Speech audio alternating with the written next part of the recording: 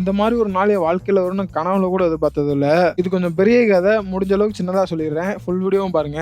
அதுக்கு முன்னாடி இது நான் சிக்ஸ் பேக்ஸ் வைக்க போற எபிசோட் 42 வீடியோ பார்க்கறவங்களா உங்க வீட்டு பிள்ளை நினைச்சு ஒரு ஃபாலோ தட்டி விட்டு போயிருங்க. காலங்காத்தால கொஞ்சம் கார்ப்ஸ் உள்ள தள்ளிட்டு அப்படியே ரன்னிங் போற இடத்துக்கு கிளம்பியாச்சு. நம்ம டெல்லிக்கு வந்த முக்கியமான ரீசனே அந்த 21 கிலோமீட்டர் ஹாஃப் மேரத்தான் வரதுக்காண்டி தான். அதுக்கப்புறம் அங்கே லோக்கல்ல வந்து ரேபிடோ புக் பண்ணா ரேபிடோ நண்பர் புக் பண்ண வரவே இல்லை, வெறியாயிடுச்சு. சரின்னு இன்னொரு தடவை புக் பண்ணேன். அவர் வந்துட்டாரு, நல்ல நண்பர். காலங்காத்தால ரோடு அனாதையா கிடந்துச்சு. அதனால சர்ரு புருன்னு பூந்து நம்ம ஸ்பாட்ல இறக்கி விட்டாரு.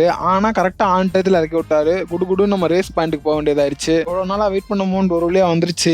இன்னைக்கு டார்கெட் என்ன, எப்படியாச்சும் 2.5 மணி நேரத்துல ரன்னை முடிச்சிடலாம் தான் ஆரம்பிச்சேன். ஆனா நடந்தது வேற. எல்லாருமே அங்க வெறி கொண்டு ஓடிக்கொண்டாங்க. நானும் அவங்களோட சேர்ந்து வெறி கொண்டு ஓடினா எப்படி 21 கிலோமீட்டர் முடிக்க முடியாதுன்னு எனக்கும் தெரியும். ஸோ நம்ம வந்து பொறுமையா தான் போவோம் எப்பயுமே ரன்னிங்ல. ஆனா இதுல ஹைலைட்டான விஷயம் தான் ஹாட் டெஸ்டியவே இதுக்காண்டி மூடி வச்சிருந்தாங்க. அந்த டயத்துல அந்த ரோட்ல ஓடுறதெல்லாம் அவ்வளவு சூப்பரா இருந்துச்சு. ரோடெல்லாம் அருமையாக இருந்தது. அந்த நேரத்துல கிட்டத்தட்ட ஒரு மணி நேரத்துல ஒரு 10 கிலோமீட்டர் முடிச்சிட்டேன். நம்பிக்கை வந்துருச்சு 2.5 மணி நேரத்துல ரேச முடிச்சிடலாண்டு.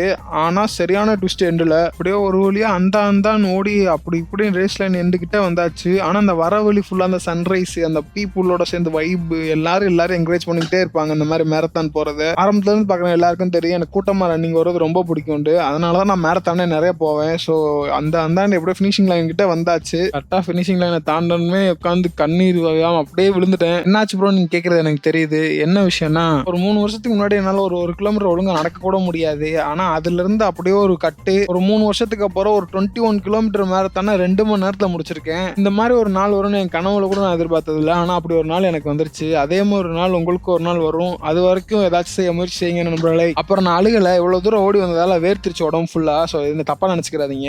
இது நான் டெல்லி போறேன் பார்ட் 4 துணை பாகம் பார்ட் 1 2வது பாகம் வந்துகிட்டே இருக்கு. அப்படியே இருந்து பார்த்துட்டு போயிருங்க அரை மணி நேரத்துல.